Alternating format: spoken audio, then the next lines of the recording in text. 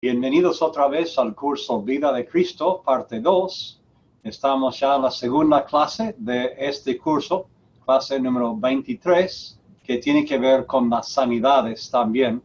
Mencionamos que hay una serie de 5 clases aquí al comienzo que tienen que ver con los milagros de Jesús. Entonces, sin decir más, les invito a buscar conmigo Lucas 4, 31 al 37. Dice, descendió Jesús a Capernaum, ciudad de Galilea, y les enseñaba en los días de reposo. Y se admiraban de su doctrina, porque su palabra era con autoridad. Estaba en la sinagoga un hombre que tenía un espíritu de demonio inmundo, el cual exclamó a gran voz, diciendo, déjanos, ¿qué tienes con nosotros, Jesús Nazareno? ¿Has venido para destruirnos? Yo te conozco quién eres, el Santo de Dios. Y Jesús le reprendió diciendo, cállate y sal de él. Entonces el demonio, derribándole en medio de ellos, salió de él y no le hizo daño alguno. Y estaban todos maravillados y hablaban unos a otros diciendo, ¿qué palabra es esta que con autoridad y poder manda a los espíritus inmundos y salen? Y su fama se difundía por todos los lugares de los contornos. Entonces vemos que Jesús lanza su ministerio, por lo menos en Lucas, en la ciudad de Capernaum, que es la base de sus actividades del ministerio. Entonces después seguimos, ya sale de la sinagoga y va a la casa de Pedro. En 38 dice, entonces Jesús se levantó y salió de la sinagoga y entró en casa de Simón. La suegra de Simón tenía una gran fiebre, y le rogaron por ella, e inclinándose hacia ella, reprendió a la fiebre, y la fiebre la dejó, y levantándose ella al instante, les servía. Al ponerse el sol, todos los que tenían enfermos de diversas enfermedades, los traían a él, y él, poniendo las manos sobre cada uno de ellos, los sanaba. También salían demonios de muchos, dando voces y diciendo, tú eres el Hijo de Dios. Pero él los reprendía y no les dejaba hablar, porque sabían que él era el Cristo. Bueno, esta sanidad de la suegra de Pedro es interesante. En Capernaum, por supuesto, saben dónde está la ciudad, hemos visto esa ciudad. Y ustedes de las fotos que vieron antes de Capernaum, recuerdan tal vez esta iglesia franciscana, que edificaron sobre la casa de Pedro, o lo que creen que es la casa de Pedro, y es bastante seguro que es, para proteger la casa y también poder conectar esa iglesia con la historia de los cristianos. Y si uno mira debajo de la iglesia y se acerca lo más posible, uno ve varias cercas más grandes. Aquí adentro tenemos la casa original con la puerta. Después, este muro aquí es de otra iglesia edificada más tarde, tal vez unos siglos más tarde, por creyentes que creían que esta es la casa de Pedro, otra vez queriendo venerarla y tratar de preservarla, ¿sí? Y yo me acuerdo la primera vez que venimos a esta casa y estábamos así de cerca, y me acordé de Marcos 1 y también aquí Lucas 4, ¿no? Y dice que traen a todos los enfermos y dice en la versión de Marcos que trajeron a la puerta de la casa de Pedro. Y yo miré esta puerta en la foto y pensé, ¿será que esta es la casa y esta es la puerta de Marcos capítulo 1? Si es así, es algo tan real, tan concreto ahí. Que estoy pensando, wow, Cristo estuvo aquí mero, a unos metros de donde estamos ahora. Y después tenemos la historia que leímos de sanar la suegra. Hay 2 versiones, esta en Lucas y la versión de Mateo 8, 14 al 17. Y hay algunas diferencias. En esta versión dice que Cristo reprendió a la fiebre y la fiebre la dejó. Y eso me llamó la atención un poco, ¿no? Porque normalmente cuando, por ejemplo, yo estaba enfermo como niño, y mi mamá venía para ver cómo podía ayudar. Jamás me miraba y hablaba a la fiebre, reprendiendo la fiebre.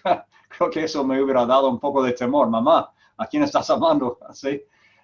Pero Cristo reprende la fiebre casi como si fuera un espíritu de enfermedad o un demonio que está causando el problema.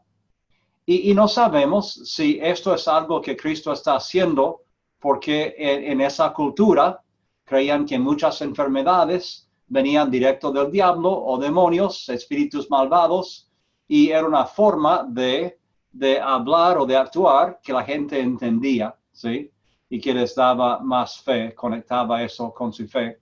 O tal vez Cristo sabía que algunos síntomas o problemas son el resultado de interferencia directa por el diablo, por demonios, espíritus malvados, y como parte de sanar hay que reprenderlo. Y vamos a hablar un poco más de eso en la clase acerca de los endemoniados, bastante más ahí.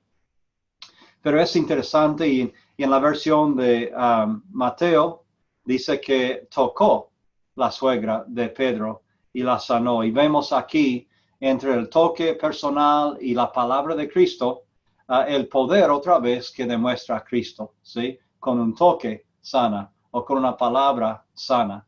Y otra vez, ¿quién habla? Y la gente responde, pues Dios habla, que haya luz, se haya la luz y hay luz, ¿sí? Cristo muestra que es Dios. Y vemos en Mateo la conexión con Isaías 53, que Cristo, el Mesías, toma nuestras enfermedades e iniquidades sobre sí mismo y las carga. Aquí está empezando a hacerlo en todo este pasaje con enfermos y endemoniados. Algo un poco gracioso fue la primera vez también que fuimos. Nuestro guía ahí nos contaba la historia y el trasfondo y todo como yo he hecho. Y después él mira y dice, ¿y quiénes de ustedes pueden decirme por qué Pedro negó a Cristo después? Y todos no sabíamos, ¿no? Y pensamos, bueno, hay un principio teológico muy importante aquí. Dice él, bueno, que Pedro negó a Cristo porque Cristo le sanó la suegra. Un poco gracioso, ¿no? Gracias a Dios tengo buena suegra. No está mirando esto porque no habla español, tal vez mejor. Pero realmente es bendición y doy gracias a Dios por las buenas suegras que son bendición para sus yernos ahí. Otra foto aquí que quería mostrarles es la casa de Pedro antes de la construcción de esa iglesia. Estamos hablando de hace como 60 años más o menos. Vemos aquí estos muros de afuera, que son de otras iglesias tras los siglos, perdón. Y después adentro los muros de la casa de Pedro que acabamos de ver. Ahora, si uno entra a la iglesia, uno ve que esta iglesia franciscana se centra en estos vidrios, y si uno se acerca, puede mirar hacia abajo y estamos mirando dentro de la casa de Pedro. Y cada vez que voy y subo, siempre voy ahí arriba, siempre miro por esto y me imagino esta historia, que pensando, wow, aquí Cristo estuvo, sanó a la suegra, tal vez cenó muchas veces siendo buen amigo con Pedro, tal vez durmió aquí Cristo muchas noches en Capernaum. O sea, hay una conexión fuerte aquí para mí con la presencia de Cristo. Entonces, siempre me gusta mirar esto e imaginar. Y sería lindo estar en esa iglesia, en un servicio, y estar mirando esto pensando en Cristo todo el servicio. Y por supuesto, como hemos mencionado antes, y tal vez hicimos algo en la clase de trasfondo de la geografía, estas casas también son del tiempo de Cristo, del primer siglo. Y otra vez me gusta imaginar, bueno, ¿cuál de estas fue la casa de Mateo, por ejemplo? ¿O cuál fue la casa de la mujer con el flujo de sangre que vamos a estudiar ahora? ¿Cuál fue la casa de Jairo, donde Jesús fue para resucitar a la hija de Jairo? es probable que haya sido una de estas casas y tal vez estas más cercanas a la cámara, más probable, por ejemplo, la de Jairo, porque me imagino que hubiera vivido cerca de la sinagoga que está a nuestra izquierda, aquí sacando esta foto. Muy interesante. Bueno, siguiendo en Capernaum, vamos a Lucas capítulo 5, empezando en versículo 17, una historia conocida. Y dice así: aconteció un día que él estaba enseñando, y estaban sentados los fariseos y doctores de la ley, los cuales habían venido de todas las aldeas de Galilea, y de Judea y Jerusalén. Y el poder del Señor estaba con él para sanar. Y se sucedió que unos hombres que traían en el lecho a un hombre que estaba paralítico, procuraban llevarle adentro y ponerle delante de él. Pero no hallando cómo hacerlo a causa de la multitud, subieron encima de la casa y por el tejado le bajaron con el lecho, poniéndole en medio delante de Jesús. Al ver él la fe de ellos, le dijo: hombre, tus pecados te son perdonados. Entonces los escribas y los fariseos comenzaron a cavilar, diciendo: ¿quién es este que habla blasfemias? ¿Quién puede perdonar pecados sino solo Dios? Jesús entonces, conociendo los pensamientos de ellos, respondiendo les dijo: ¿qué caviláis en vuestros corazones? ¿Qué es más fácil, decir tus pecados te son perdonados, o decir levántate y anda? Y obviamente la idea es con el resultado visible, ¿no? Pues para que sepáis que el Hijo del Hombre tiene potestad en la tierra para perdonar pecados, dijo al paralítico: a ti te digo, levántate, toma tu lecho y vete a tu casa. Al instante, levantándose en presencia de ellos y tomando el lecho en que estaba acostado, se fue a su casa glorificando a Dios. Y todos, sobrecogidos de asombro, glorificaban a Dios y llenos de temor decían: hoy hemos visto maravillas. Entonces vemos aquí que Cristo lo sana por la fe de los amigos, que es algo inusual, porque normalmente es la fe de la persona misma que produce ese resultado, o Cristo le dice: según tu fe te será hecho, pero en este caso dice: ve la fe de los amigos y sana al paralítico, ¿sí? Y otra vez en esta historia vemos una reacción negativa de los fariseos. Piensan, no dicen nada, pero no tienen que decirlo, piensan: pero es blasfemia esto. Y normalmente tendrían razón. Si alguien aparte de Cristo dijera: te perdono, o tus pecados te son perdonados, como que tuviera autoridad para hacerlo, pues sería blasfemia. Pero en el caso de Cristo, obviamente no es, porque Él es Dios. Entonces, con esta prueba que Él puede hacer y ellos pueden ver los resultados, ya les da otra muestra de quién es realmente. Pero otra vez les cuesta creer y siguen rehusando arrepentirse y afirmar su fe en Cristo.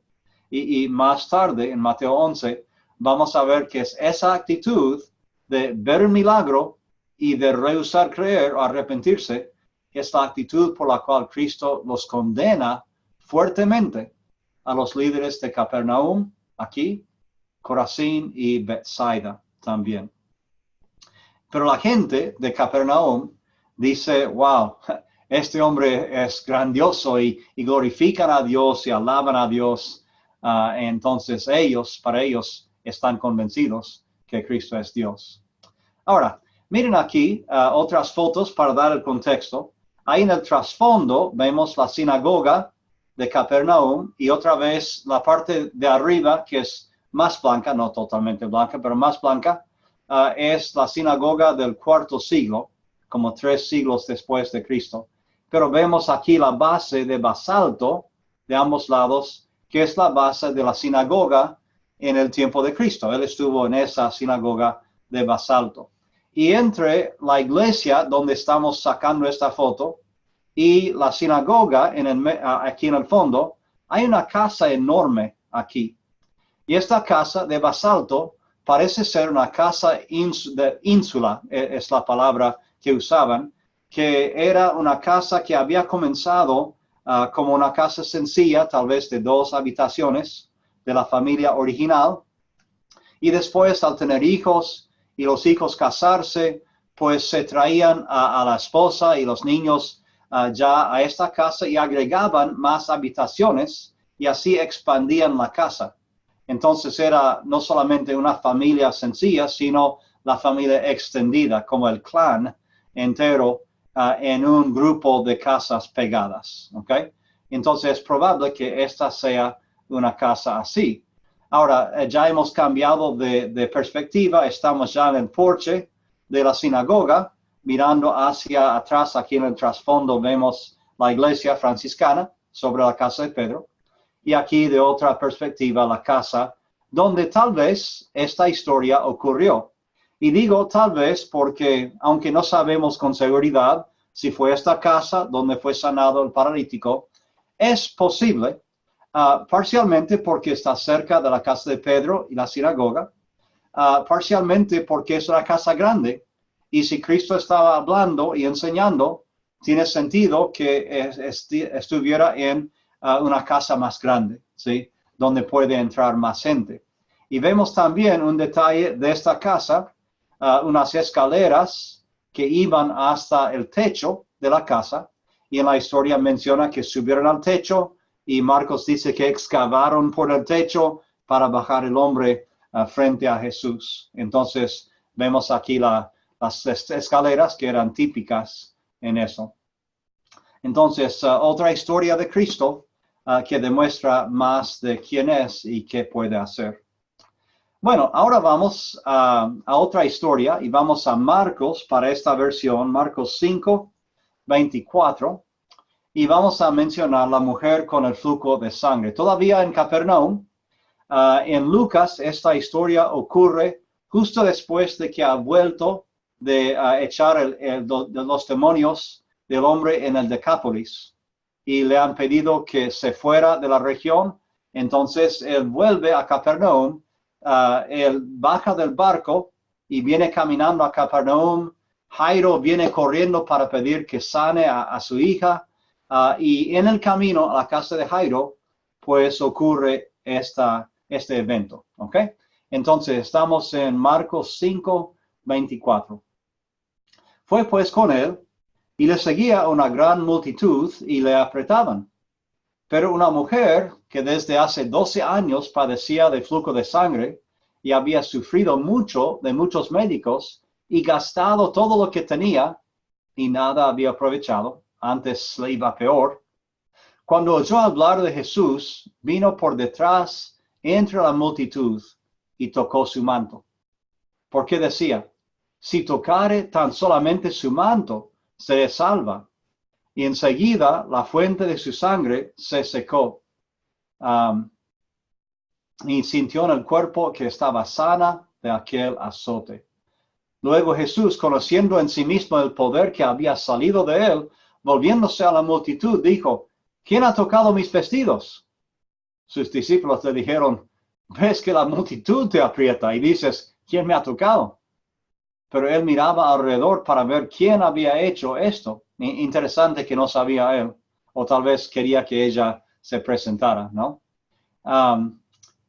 Entonces la mujer, temiendo y temblando, sabiendo lo que en ella había sido hecho, vino y se postró delante de él y le dijo toda la verdad. Y él le dijo, hija, tu fe te has hecho salva, ve en paz y queda sana de tu azote. Wow, qué buena historia. Realmente me gustan los detalles. Ahora, pensemos un poco en esta historia y pensemos en lo que está haciendo esta mujer. ¿Por qué quiere venir a Cristo? Bueno, eso es bastante obvio. ¿Por qué le toca ahí donde le toca? ¿Sí? Dice que le toca su manto. Y parece que ella está tratando de tocar la parte del manto que está al fondo, como la borde, la franja que está abajo, cerca del suelo. ¿Ok? Y eso es un poco raro porque uno piensa normalmente si uno quiere acercarse a alguien y llamarse la atención o tocarle, va a tocar la espalda, el brazo, el hombro, algo así. Pero tocar la franja del manto es un poco raro, ¿sí? Eso implica que tal vez venía gateando para poder ir por la multitud y entrar, o tal vez ya no tenía fuerza para caminar, o tal vez la gente no le dejaba pasar y se metía por abajo para gatear, pero dice que finalmente le tocó el borde del manto ahí. Ahora, vemos aquí en esta foto, tenemos el talit, aquí que está usando este hombre, y que tiene los tzitzit que hablamos en la oración, que son otra vez cuerdas y nudos y espirales ahí en los 4 bordes, las 4 esquinas del talit, y tienen que recordarle a las personas que necesitan cumplir con la ley, ¿sí? Entonces parece que esta mujer quería acercarse y tocar los tzitzit, ¿sí? El borde del manto. Ahora, hay un pasaje aquí que tal vez nos ayuda a entender qué pensaba o hacía esta mujer. Si vamos a Malaquías, capítulo 4, Malaquías 4, dice así, en versículo 2, mas a vosotros, los que teméis mi nombre, nacerá el sol de justicia, sol con mayúscula, y en sus alas traerá salvación. Ok, ahora, alas ahí en hebreo, la palabra es kanaf, kanaf, y en esas alas hay salvación.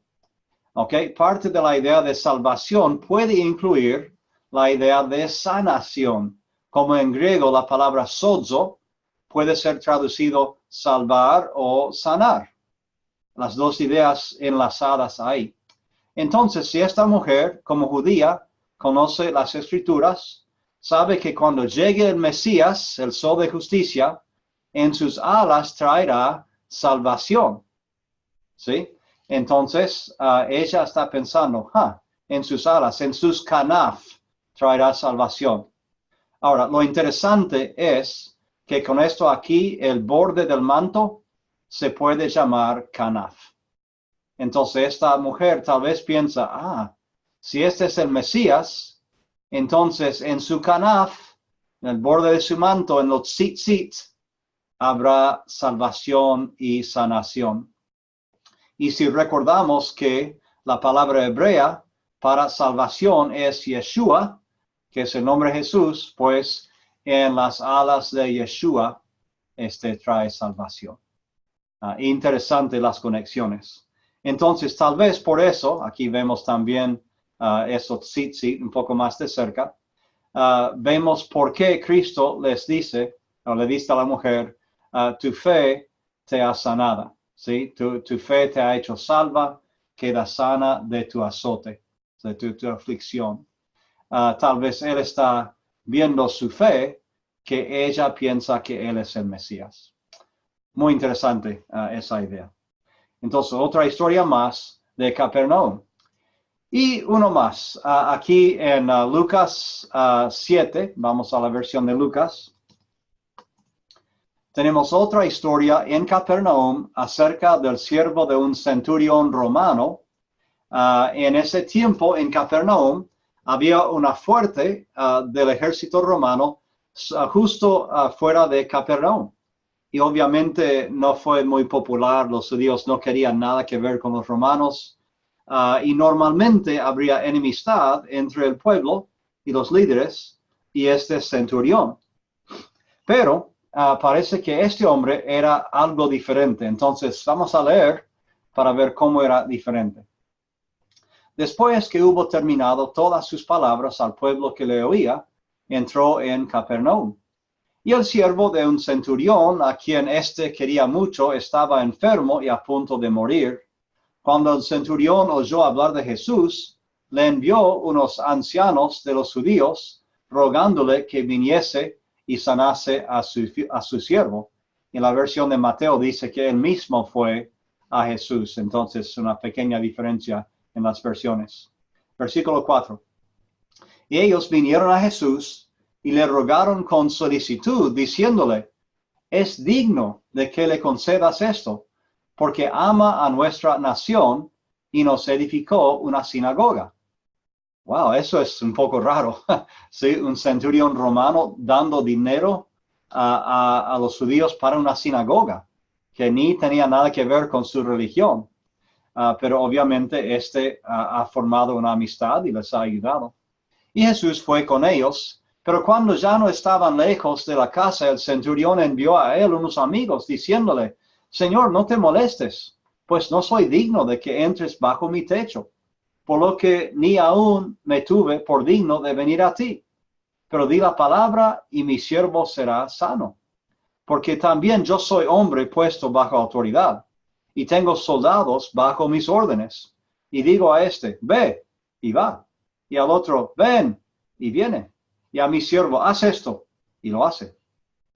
Al oír esto, Jesús se maravilló de él, y volviéndose, dijo a la gente que le seguía, os digo que ni aun en Israel he hallado tanta fe. Y al regresar a casa, los que habían sido enviados hallaron sano al siervo que había estado enfermo. Bueno, interesante la actitud del centurión.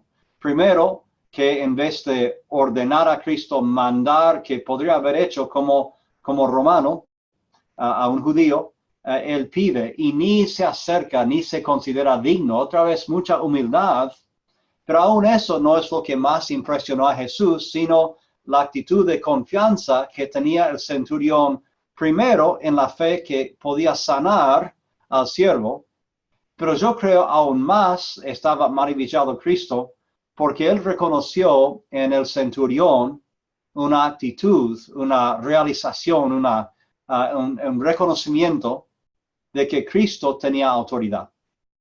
¿Sí? Porque, ¿qué vivían cuestionando los fariseos a Cristo? Su autoridad. ¿Quién te dio esta autoridad para enseñar? ¿Quién te dio la autoridad para hacer esto o obrar en el día de sábado? O sea, cuestión de autoridad. Y este centurión gentil, él reconoce la autoridad que tiene Cristo. Dice, yo sé cómo funciona la autoridad y yo sé que tú puedes decir esto y se hará con una palabra. Y por eso queda maravillado Jesús, porque tiene fe en la habilidad y fe en la identidad de Cristo, que tiene la autoridad de sanar. ¿Sí? Wow, qué buen ejemplo. Ahora, la otra parte interesante, si vamos a la versión brevemente de Mateo 8, 5 en adelante, quiero resaltar un poco más.